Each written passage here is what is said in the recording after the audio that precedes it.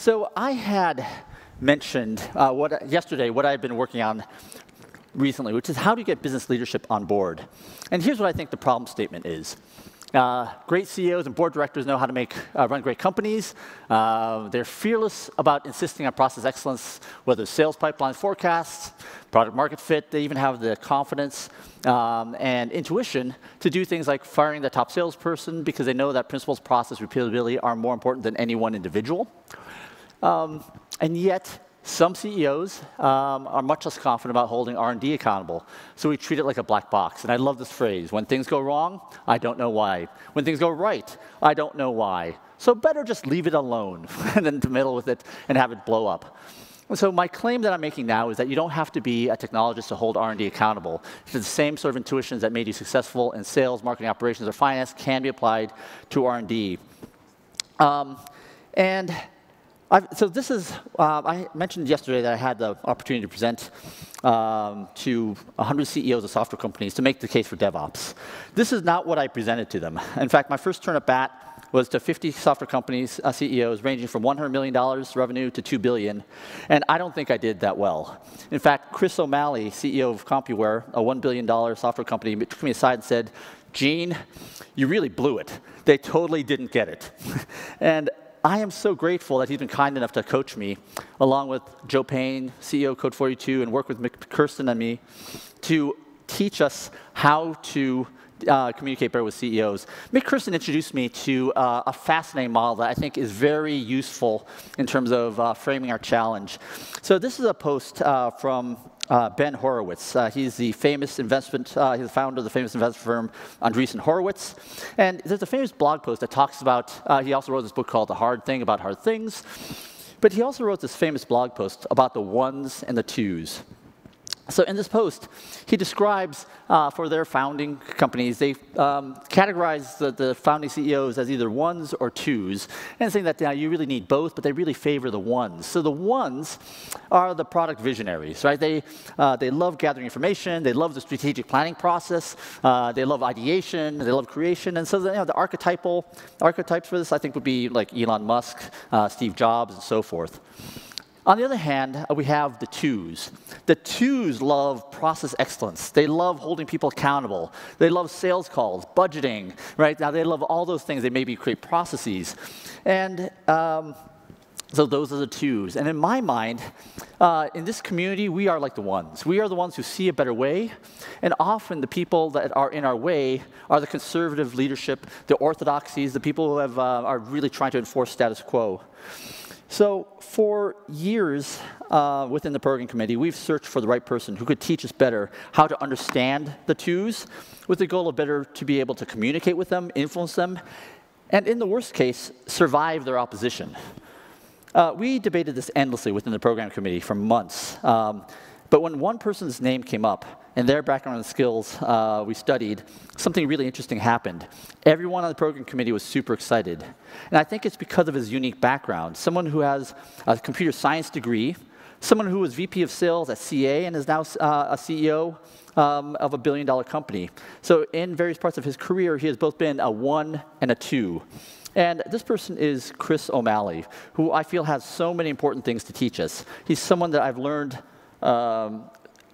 in every interaction I have with him, I learned something, including backstage an hour ago. So let me just get this out on the table. Some of you may be wondering why I would invite the CEO of a software company, a vendor, to speak to us. And I'll tell you this directly head on. If we can't convince as a community, CEOs of software companies about how important our work is, where you live and die by the software that you sell, there is no hope of convincing a CEO of a retailer, insurance company, hospitality, any industry. So I'm convinced that we need to be able to talk and think more like Chris. So with no further ado, Chris O'Malley. Thank you, Chris. Glad to be here. So first off, I realized that in my introduction I may have pigeonholed you as a two, but a loser? Right. And as you once said to me, you too once had dreams. Can you tell us about your life both as a two and a one? Yeah, so I started on the right path. So I was a computer science major out of college, which is a good thing to be, right? But I quickly went to the dark side and went into sales. And then about 10 years ago, I took a unique job, which really gave me the perspective of it too. So 10 years ago, I took the general manager mainframe job for CA Technologies. And if you think back 10 years ago, that was the middle of the recession. So companies generally were doing incredibly poorly. The mainframe business, today it's going through a renaissance, but 10 years ago, there was a lot of mainframe naysayers that were controlling basically the airwaves. So there was a lot of negative energy around the mainframe. CA itself was going through some difficult times. There was an accounting scandal that put actually some people into jail. There was a Fortune article that came out that said that Computer Associates is actually the most dysfunctional company in the United States. So those are a lot of things that are working against you. Sounds like a fun job. Yeah, it is a fun. It's like working your whole life to be a head coach, and you find out that you're the head coach of the Cleveland Browns or something. So it's. I'm a Vikings fan, I can't help myself. But it's important for you to understand that, because when you get a job like that, you don't get a pass. There's this expectation from shareholders, specifically through the board, that they want you to create value. They didn't put you in that job to make excuses. So, you see these scenarios that happen that, sometimes a person causes these situations that are like this type 2, but sometimes the situation caused the person. And if you're going to influence these people, you didn't understand, it's not a situation where they don't get it. Trust me, I didn't sleep a lot of nights when I had that job. They get it. But when you think that there's so few avenues for you to actually get things to improve between a spectrum of growth to value, you tend to focus on the value side, and that's usually cutting costs. And it's usually looking at things that are going to have a long-term return horizon as something that you're cynical towards. So again, we're talking about trying to influence these people. You got to understand kind of the motives and where they come from. My second job that I had, or not second job, but job after CA was actually the other extreme. I was a startup CEO. I started the job by actually going out and getting money. You see in that kind of scenario where you're trying to get your first customer a sense of purity in terms of having to have a strong vision of a changed future, that you've got to have a disruptive mission, that you're actually trying to change the way that jobs are done so that you can make a case for selling new technologies. So you get a sense of having to be these extremes in terms of zealots and passion, but you also get to see the value of things like DevOps and Agile, and that these things become an essential part of actually the birth of innovation within these companies. In fact, in that startup, it was almost all PhDs, right? It was all PhDs. It's one thing to be a computer science major, it's another to be a PhD. So I was subordinate to them, but I learned an enormous amount from them about how critical what you all do are if these companies, these large enterprises, are actually going to succeed. So from there, I went to Compuware, and I became the CEO of Compuware 4 years ago, which is a mainframe software company. And what excited me about that job was that Compuware at that moment was in a lot of trouble. It was in a chronic state of decline. Some people thought it was on a pace to basically go out of business. It hadn't come out with a product for 15 years. It was associated with the mainframe market. It was a sense of decline. But my thesis was that if you could take what I learned as a startup CEO, the passion of a vision, a mission that gave a sense of purpose to the company, and applied, these techniques like DevOps and Agile, that you could restart a company and create something new and different and actually disrupt the market generally, but definitely change the fate of Compuware. So the effect of that was that, in January of this coming year, for a company that hadn't come out with a new product in 15 years and had done waterfall for 40, and that our backlog was dominated by maintenance and basically compliance issues and the complaints of the largest customers, we will come out in January with our 16th consecutive quarter of new capabilities, upgrades to our classic offerings, integration with leading DevOps tools, and improvements in the customer experience. We were a company in a state of decline to a company that's now in fact growing. And what's interesting for a type 2 person that is constantly looking at that short list of cost cuts as the answer to everything, the way that Compuware did that was one where we had no restructuring costs of any nature. We had basically no negative effects in terms of cash flow. So those are financial kind of mumbo jumbo. But what it really means when you double click it is that the people changed. We went and had people that basically had that outcome for 40 years that wasn't nearly as successful and was leading to basically failure of the organization, reset themselves, reinvent themselves, embrace things like DevOps, embrace things like Agile, and get basically a successful outcome almost immediately. So when you look at the core people within Compuware today, it's basically the same people there the day I started. And I say that to you because a lot of leadership believes you got to purge and start again. You need restructuring costs, the consequence of cash flow, and type 2 people hate that because in the short term it creates a decrease in value of the firm. To think that we changed the tire on a moving car and actually created that outcome and bent the curve so fast is an incredible testament to what you're trying to do and the importance of what you're trying to do to basically help the businesses you serve. And you painted this picture of the setting, right? It's 70-year-olds working side by side with people fresh out of college. That's right. That's right.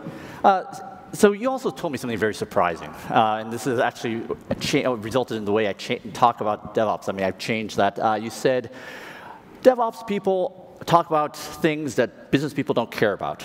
So tell us more about how bad we are at communicating value to people like you. I don't think that's exactly the way I think about it. But first, what I'm about to say is that the DevOps story is an incomplete story. That there is 2 sides to this story, and one side is not being told. So I do want you to know, as a CEO that lives and dies by the DevOps efforts of my own organization, that what you're trying to do or are doing is incredibly important. But I want to set the context for the other side of the story that's not told enough, if at all. And I'll use an example of a discussion that I had with a CIO of a large financial services company. And I was having a discussion with him, and the subject of DevOps came up.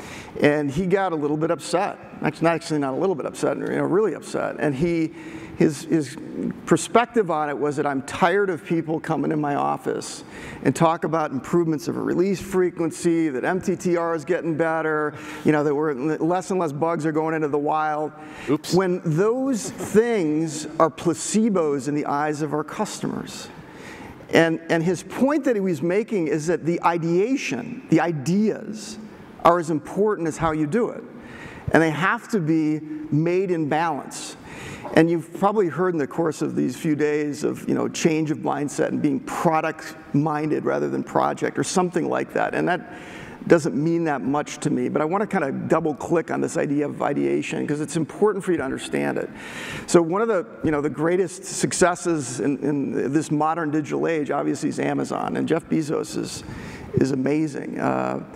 And he is a person, though, that shares his successes. He's not hiding it. He's not like Charlie Wonka in his chocolate factory and keeping everything secret in terms of what goes on.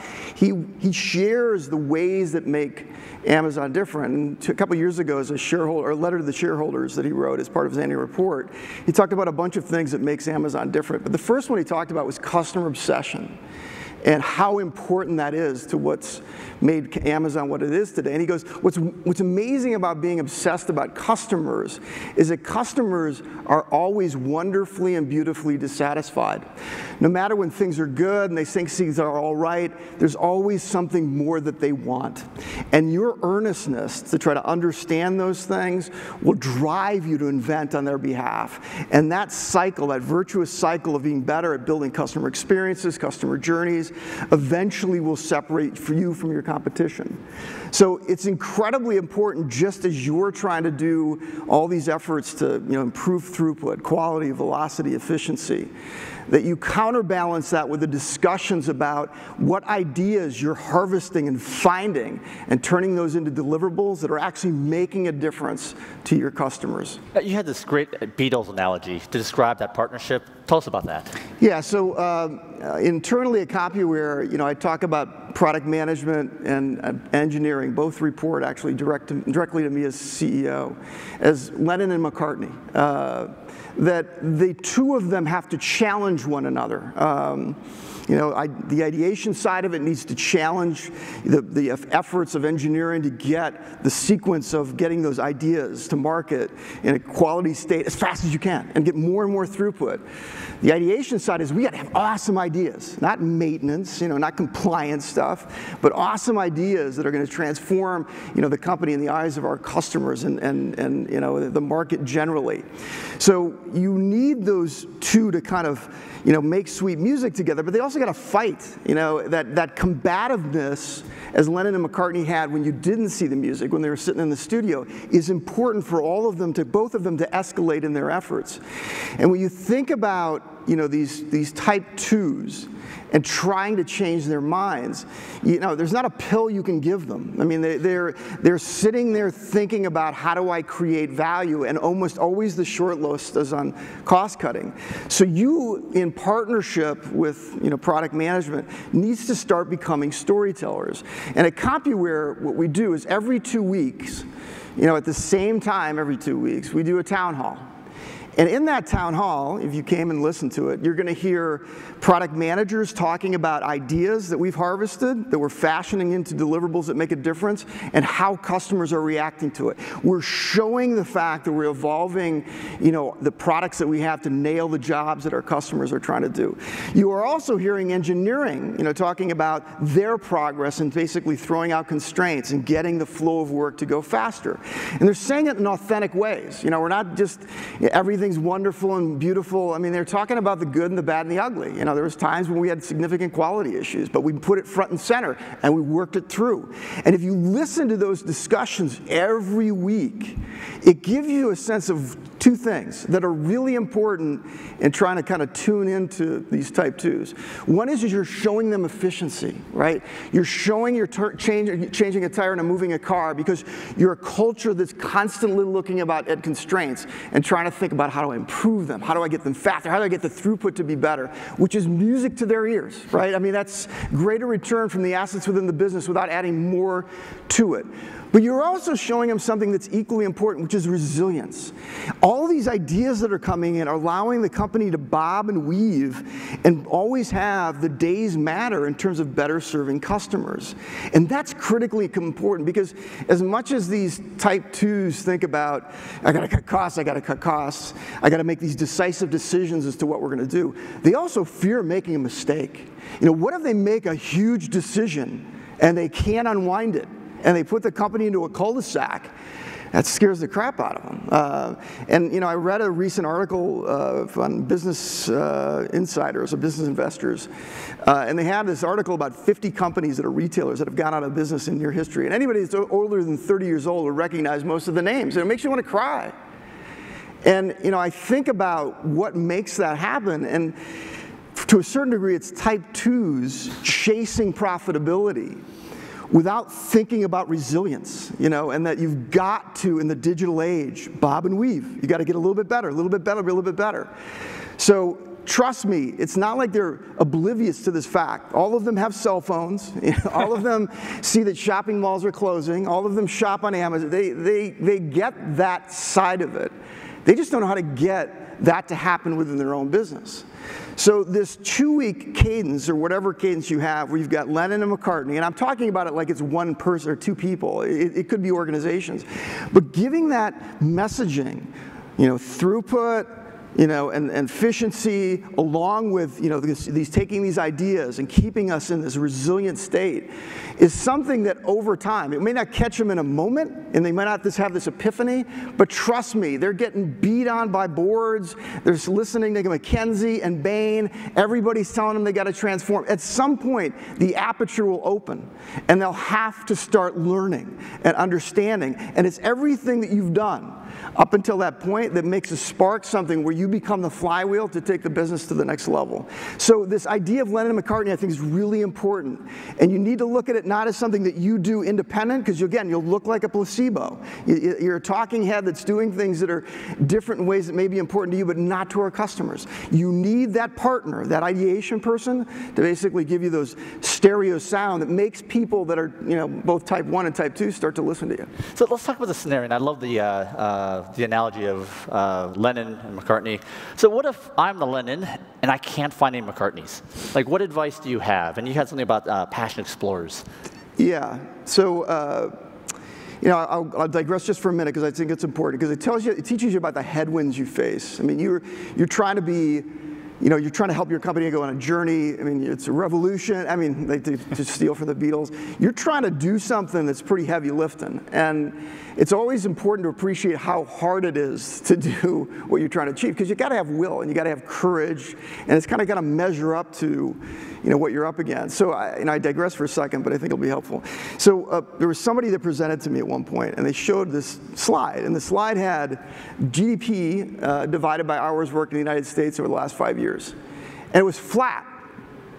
And I'm looking at it, and I'm like, how can that possibly be? You know, all the robotics in this world that's coming to the country, companies like Amazon, all this technology, how can GDP versus hour work be flat? Now, there's a lot of reasons that economists talk about it that are way too complex for a kid that went to a public school. But there is something that I saw that made sense to me. So Gallup does this survey on engagement, on employee engagement. They've been doing it for like 30 years. And they do it every year or two. And every year for 30 years, it's had the exact same outcome, which just blows my mind. But what it's found is that a third of the people in organizations of scale are engaged. 50% of the people are what they'd term to be not engaged. And then the remaining 17% are what is called actively disengaged. They actually sabotage the efforts of the companies that they serve. So when you do the quick math on it, you know, if you're this engaged employee that's actually trying to be part of an effort to transform, 2/3 of the company is working against you. They want things to remain in the status quo. They want things to be in a steady state. And that aligns to human nature. Human nature does not want to take risks. We'd rather be miserable in the known than take a chance on the fact that changing will create, you know, a better outcome. So you need to be conscious of that being the headwinds that you face. So I tell people, when I see these people that are really good at DevOps, like Gene, they're passionate, they're excited, they're pumped, they're consistent in terms of kind of that mantra that they give, because they understand any vacuum you create, gravity will pull that organization back so fast. So you got to be on your game all the time. So what we talk about a lot within Compuware is this subset of engaged people called passionate explorers. Those are the people that, you know, you see that come on stage here that, you know, are pumped up. They fear nothing. You know, they're going to go after the world. And you, as a person on your side, you know who those people are, right? You know that there's people that feel frustrated within the business, that they see a better path forward, and they're trying to basically get people to join this journey. There are other people within the business that are equally frustrated. You know, they see the problems that the business has got. You know, I tell people that, you know, you can't tell me that everybody at Sears is stupid and that everybody at Kmart's stupid. I mean, there are smart people on the business side of the organization, but they got to have the equal, you know, courage and desire to elevate themselves to be your equal. So you got to find those people. And they're going to be not like Lennon or McCartney probably at the outset. They're going to be more like Peter Best, which is the fifth Beatle. They got fired. But you got to help them to learn through the journey that you went through. I mean, you guys read the Phoenix Project, right? And you use that as a means of kind of getting everybody to understand why we got to change and the fundamental things that have got to be different. I mean, there's books like that on the other side, you know, like Marty Kagan's book, Inspired, Building Products That Customers Love. And you've got to help them to build product management skills so that they can go into that DMZ zone between customers and your value prop and understand that dissatisfaction, right? That beautiful and wonderful dissatisfaction, and think of creative ideas, not that aren't prejudiced, but are innovative to make it better, so that they become a source of really awesome backlogs that aren't maintenance, that aren't compliance, but are going to take the company to be more competitive in the digital age. So those people exist. You got to go find them. You can't have them be, you know, somebody that you kind of talk to now and then. You got to hug them. You got to get involved with them. You got to teach them exactly what you did on your journey for them to do the same from a product management standpoint. So suppose we find our partner. Lennon finds a McCartney. So, you know, putting your two hat on, so how do we start appealing successfully to the top levels of leadership? Yeah, again, you have to have some sense of, there's got to be a little bit of faith here, right? your management. I just went to a CEO event in Manhattan. That's the one I flew. Yeah, no, just 2 days ago. You did fine. But Bain was there, and your CEOs and COOs are getting bombarded with this transformed state, that the economy is being disrupted. Acceleration and pace of that disruption is getting quicker. I mean, it is all centered on software and software being delivered faster and going in rates and speeds. So they're hearing that, right? And it's hard, right? Because if you're a type 2, it's incongruent, because it feels like investment. It feels like, things that I haven't mastered as part of my career path. If I've come up through the CFO rank, I don't know these things, right? So it is really important that you do, as we've talked about, that you find a partner, that Lennon or McCartney, that becomes, in a sense, your equal contributors, that you get a platform that communicates constantly, right? Whether it's weekly or bi-weekly, but you're always on stage, and you're always talking about ideas that were incredibly important to our customers that we got into the backlog, and we figured out a way to turn those into deliverables that make a difference. And you tell those stories and the issues and the problems that you've got, and then through it also, in doing that and having them watch that movie unfold and understanding it a little bit more, a little bit making a difference, and they're getting this external stimulus. You got to go digital. You got to do this digital transformation. Those things will get them eventually to the right place. But one trick that I think is important for you to kind of draw them in, and you should target, these type 2s, is that in the course of this journey, and again, it doesn't happen in 2 weeks. It's going to be quarter. It could be years. That's why you got to have a lot of energy, and a lot of will and determination. But eventually, you're going to get defining moments, right? That is either a catastrophe, it was a massive mistake, but we learned. Man, we learned so much as a result of that, and it's basically moved the ball 20 yards, having put that in the category of a deep lesson learned. And you want to put that on stage, celebrate the person that took the risk, and celebrate the person that made a difference in a mistake, and have that type 2 on stage being part of that celebration. Because what you're doing is you're showing what this passion and explorer looks like in the flesh. It's a face, it's a person. Man, I want to be like Gary. I want to be like Judy. You're putting that person on stage, and you're getting a type 2 person to confirm that that's that subset of engaged people that we need. You want to use the others examples too. If you get a defining moment that's just an outrageous success, we delivered something that moved the needle massively in the eyes of customers, get that person on stage and get that type 2 person on there. Draw them in to this journey and these people that are basically pulling the organization forward.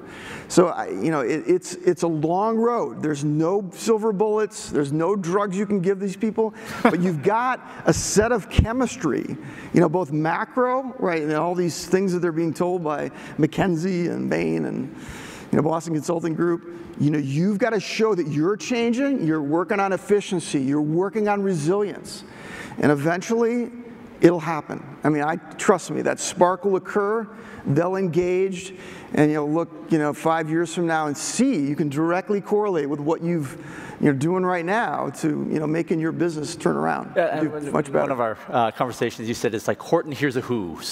That one voice will maybe create that aha moment for someone, and the tide will turn.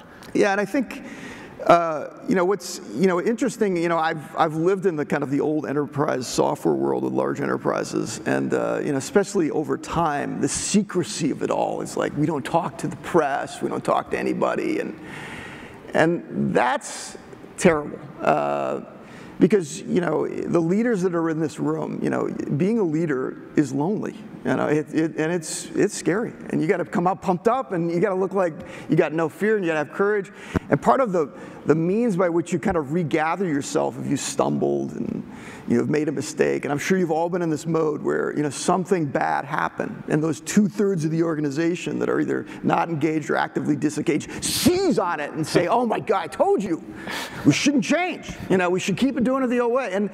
and you muscle through it, but when you go home at night, I mean, you got an empty feeling in your stomach. And so what makes it work is getting everybody to support the cause and get the cacophony. Is something wrong? Oh, no, it just reminded me of something. Yeah. You got to get the cacophony going, right? And I think using things like social media, and not Twitter because it's transient. I think things like LinkedIn are looked at by your executives. Your CEOs and CIOs are certainly trying to use that platform to cultivate their own brand. But you being visible in social media and showing those successes and getting other companies to chime in, and that sense of building on something that creates momentum is incredibly important. So your voice matters.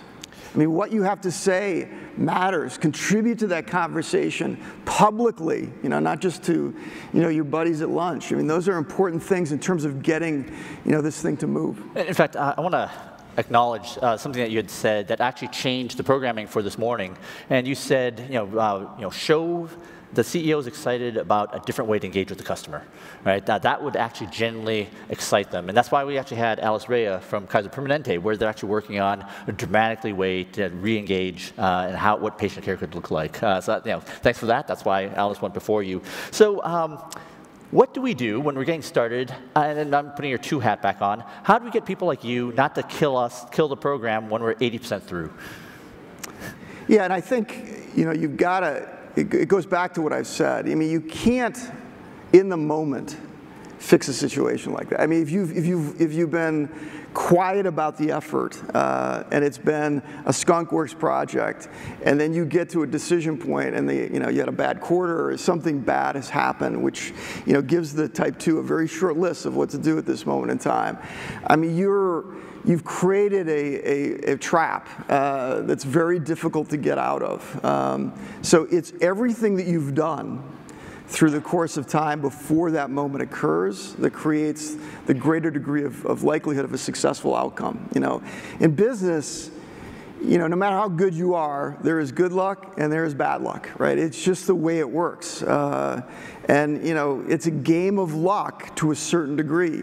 So a good leader understands that they're doing things in terms of messaging efficiency, messaging resilience. There's a crank being turned, and there's a continuous degree of improvement that's happening every day, every week, every month, and that they get to now a decision point of what you've just said. They're going to say, this one stays. We keep this thing going because I've seen it for what it's done and what it can do and the promise of it. But you've got to involve them in the story. So I know a lot of you work for very large organizations, and this idea of a 2-week town hall seems, how are we going to do that? I mean, when I talked about the fact that people are engaged and not engaged and actively disengaged, everybody wants to believe they're in the first category. I've never presented to an audience and everybody thought, oh, I'm not the engaged, or I'm not the, I mean, they don't think that. Everybody thinks they're engaged. I mean, everybody thinks I'm the passionate explorer. But if you're sitting in the audience right now and saying things like, that, doing a town hall every that's hard. I mean, that's a lot of content. I mean, that's a lot. You're actively disengaged. You are sabotaging the effort. I mean, you are basically, you yourself, the problem. I'm not saying anybody feels that way, but you're the problem. So, it's everything that you do up until that moment that determines what's going to happen when the decision has to be made. So what final advice? Like. No, it's great. Now, I want to make sure that you had a great piece of final advice for this community. Yeah, the first thing, you're on a quest, a revolution, a crusade. In any of those things, what's important at the outset is that truth is on your side. You are doing the right thing, and it is essential to the success of your companies.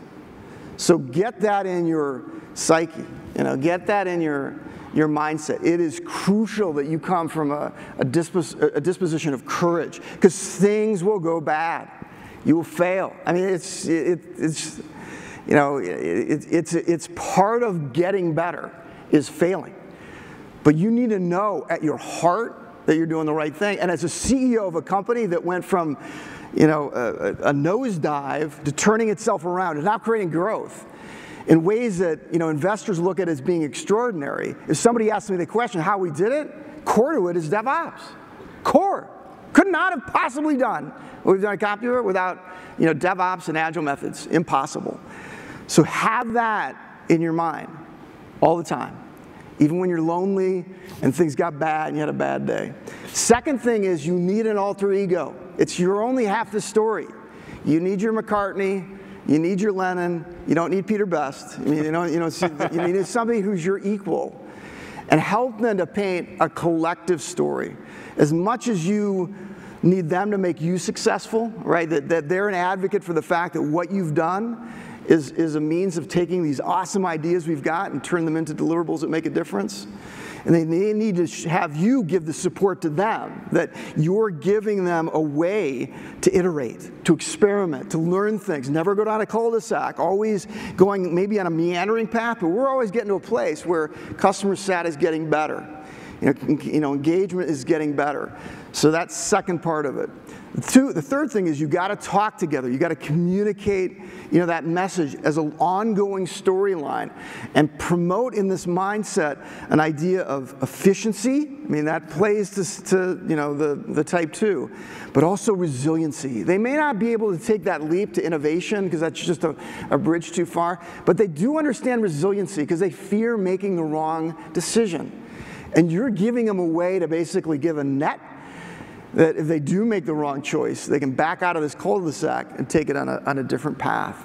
And then lastly, I'll just say is, be inspired. When I look at, the travels that we have, that, we're seeing a lot more, DevOps and Agile happen on the mainframe. So I'm getting introduced to more and more DevOps people. And they're kind of a consistent breed. They're inspired. They're fired up. They get the troops going. I mean, you got to have that kind of relentless disposition about you because gravity is so hard. And always keep in your mind that 2/3 of the people want you dead. I mean, they don't want you to succeed, but do not fear that. Anything that is great in any company that's been achieved, that's been worthy, right, that's really made a difference, is because it overcame that gravity. And I guarantee if you just keep that chin up and those arguments going, that you're going to see 5 years ago that you were the core, you were the spark that turned your company around and got to a level of growth and ability to compete in the digital age that no one thought was possible today. So thank you. Chris O'Malley, thank you so much for teaching us some very important things that we've never been taught before. You're welcome. Thank you. Peace. Thank you, everybody.